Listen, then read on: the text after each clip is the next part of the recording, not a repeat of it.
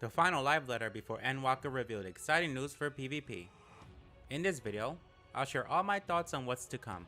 Don't forget, all things showcased is subject to change. Please make sure to share your opinions by commenting in the comment section below. The Revival Discord will be planning to support PvP and Endwalker, so make sure to join in if you have not already. The staff and I co-streamed this live letter, so if you're interested in watching that, it's linked in the video description.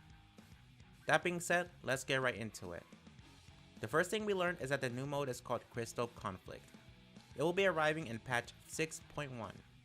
The mode will be 5v5 with no role restrictions, but everyone must be on a different job. Meaning you do not need a healer or a tank to play this. Unfortunately, we did not see any of the job kits, but we can assume that all the jobs will have a certain amount of self-sustain and healing to their kit. This does leave a concern about job identity, but they said they'll keep unique abilities like Dragoon's Jump. Yoshi P has stated that he used Apex Legends as a reference for 6.0, so as of right now, I imagine the jobs will feel similar to how the characters play in Apex Legends. In Apex Legends, the characters have 3 roles that are similar to what we have in 14. Offense is just like DPS, support is just like healers, and defense is just like a tank. Regardless of role, every character is able to deal the same amount of damage and knock out the opponent. In this clip, I'm playing a character named Lifeline. She is a support. She can heal party members and has a strong resurrection tool. However, it's not required to win the match. Your teammates can heal off their items and off their own kits. Her kit is just there for additional support. She does just as much damage as everyone else and should be trying to defeat the opponent. In this clip, I'm playing a character named Gibraltar. He is a defender. He has his own personal shield and he could draw an AoE barrier. Even as a defender, he needs to be trying to defeat the opponents and deal damage. You could win a match with all defenders as long as everyone's trying to knock out the opponent and use their kits wisely. This will be the same in Crystal Conflict because there are no role restrictions. Only no repeat on jobs. You could have one Paladin, Dark Knight, Gunbreaker, and Warrior in the same party and still defeat the opponent. So, I'm expecting healers and tanks to have to contribute damage just like how it is in PvE. Meanwhile, the DPS jobs will have an extra offensive nature to them, like mobility and debuffs. Before this, healers had to completely focus on healing and making sure nobody is at low HP. This is a major shift on how PvP will be played. The mode will have multiple different maps. In the past, the Feast used to have multiple different maps, and when you queued in, you will be placed in one randomly. Crystal Conflict may have the same approach, or there could be a rotation if Apex Legends is an inspiration. There will be 3 different ways to play this content. This is the same system Feast has had: casual play for practice, ranked play for high tier matches, and customs for practicing in a group, and also it can be used for tournaments.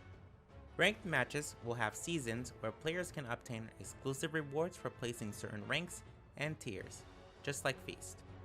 We talked about jobs, now let's talk about the objective. The goal is to push a crystal into the enemy base. The playstyle is very similar to Overwatch payload modes. Simply put, you escort the crystal into the opposing team's base by defeating them in your way. This is Overwatch. The goal is to move the vehicle to the enemy spawn, and we do this by knocking out the opponent and pushing them back. It will not move unless they're out of the way, and on their point of view, they have to defeat us to stop us from pushing it. There is still much to learn in regards to Crystal Conflict. We did not learn if we have to play solo queue or do we need to create a party. Regardless, since there's a ranking system coming, we need GMs that are prepared to handle moderating this mode. Cheating is inevitable. However, punishing players who are cheating and lessening the amount of players who do it is not. Another new system being added is called the Series. This is just like a battle pass in other games. Play PvP during the series to receive a set of rewards. The rewards will not be exclusive. If you miss out on the series, you can obtain tokens to trade for older rewards. Frontlines and Rivalings will be a way to progress and earn all the series rewards. The last news is that Feast is going to be discontinued in 6.1. From 6.0 to 6.1, you can still play in pre-season Feast, which is basically training queue and custom matches. It would seem like a lot of the achievements from Feast will be unobtainable once it's removed. so I highly suggest playing Training Cube before it's gone. The job kits for 6.0 was not mentioned, but we can only hope that they will be updated for Endwalker and allow for Reaper and Sage to be played in the current PvP modes. Another thing that I mentioned is that PvP EXP should scale up in Endwalker.